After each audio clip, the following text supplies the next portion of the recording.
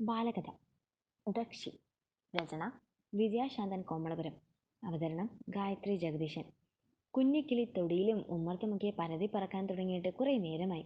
ദക്ഷിയെ കാണുന്നില്ലല്ലോ.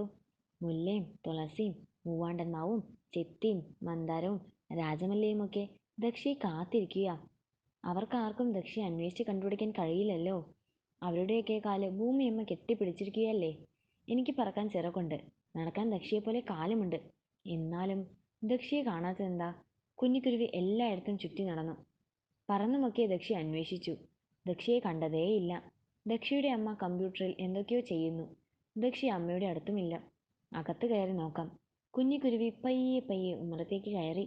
അകത്തേക്ക് കാക്കയെ പോലെ നോക്കി. ദക്ഷിയെ കാണുന്നില്ലല്ലോ. അകത്തേക്ക് നടന്നു. അതാ ദക്ഷി പുസ്തക സഞ്ചിയുമായിരിക്കുന്നു. ദക്ഷി.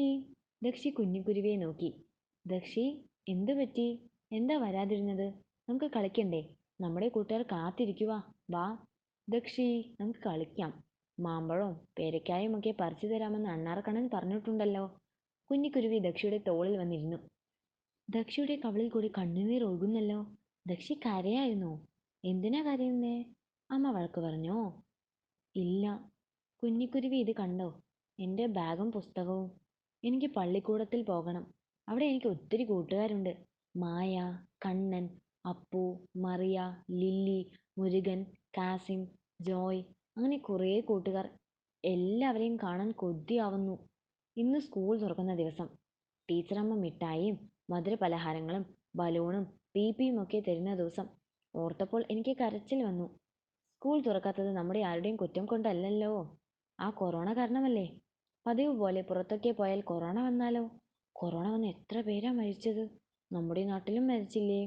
ദക്ഷി എങ്ങും പോകണ്ടാട്ടോ. കൊറോണ മാറിയിട്ട് സ്കൂൾ തുറന്നാൽ മതി. കൂട്ടുകാരൊക്കെ സുരക്ഷിതരായി വീട്ടിലുണ്ടല്ലോ. അമ്മയോട് പറഞ്ഞ് അവരെ വീഡിയോ കോൾ വഴി കാണുകയും സംസാരിക്കുകയും ചെയ്യാമല്ലോ. പിന്നെന്തിനാ ദക്ഷി സങ്കടപ്പെടുന്നത്? ദക്ഷി, വാ, നമുക്ക് കളിക്കാം. നമ്മുടെ കൂട്ടുകാരൊക്കെ കാത്തിരിക്കുക. ഞാനേ ഈ ബാഗും പുസ്തകവും ഒക്കെ വെച്ചിട്ട് വരാം ട്ടോ. ഞാനും സഹായിക്കാം. അവർ തൊടിയിലെത്തിയപ്പോൾ ശലഭങ്ങളും എച്ചുതുമ്പിയും അച്ചൻതുമ്പിയും അണ്ണാറക്കണ്ണനും മൈനയും തത്തമ്മയും മാടത്തത്തയും എത്തിയിട്ടുണ്ടായിരുന്നു. ദക്ഷിയെ കണ്ട് എല്ലാവരും സന്തോഷിച്ചു.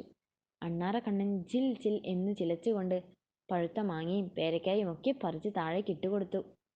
മന്ദാരവും മുല്ലയും പിച്ചിയുമൊക്കെ പൂവിട്ട് നിൽക്കുന്നു.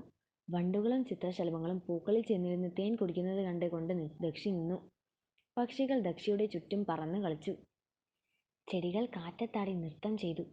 മോളെ ദക്ഷി, ദാ മോളെ ടീച്ചർ വിളിക്കുന്നു. അവൾ ഓടിച്ചെന്ന് ഫോൺ വാങ്ങി കൂട്ടുകാരുടെ അടുത്തെത്തി. എല്ലാവരും ശർക്കരയിൽ ഈച്ച പൊതിയും പോലെ ദക്ഷിക്ക് ചുറ്റും നിന്നു. കൂട്ടുകാരെ, ഇതാ എൻ്റെ ടീച്ചറമ്മ ദക്ഷി. കൂട്ടുകാരെയൊക്കെ ടീച്ചറമ്മയെ കാണിച്ചു കൊടുത്തു. മോൾക്ക് ആർക്കും കിട്ടാത്ത കൂട്ടുകാരെയാണല്ലോ കിട്ടിയിരിക്കുന്നത്. ഒരു ദിവസം എല്ലാവരെയും നേരിട്ട് കാണാൻ ടീച്ചർ വരുന്നുണ്ട് കേട്ടോ. ടീച്ചറമ്മ കാണാൻ വരുമെന്ന് പറഞ്ഞപ്പോൾ ദക്ഷി മോൾക്ക് പെരുത്ത സന്തോഷമായി. നന്ദി, നമസ്കാരം.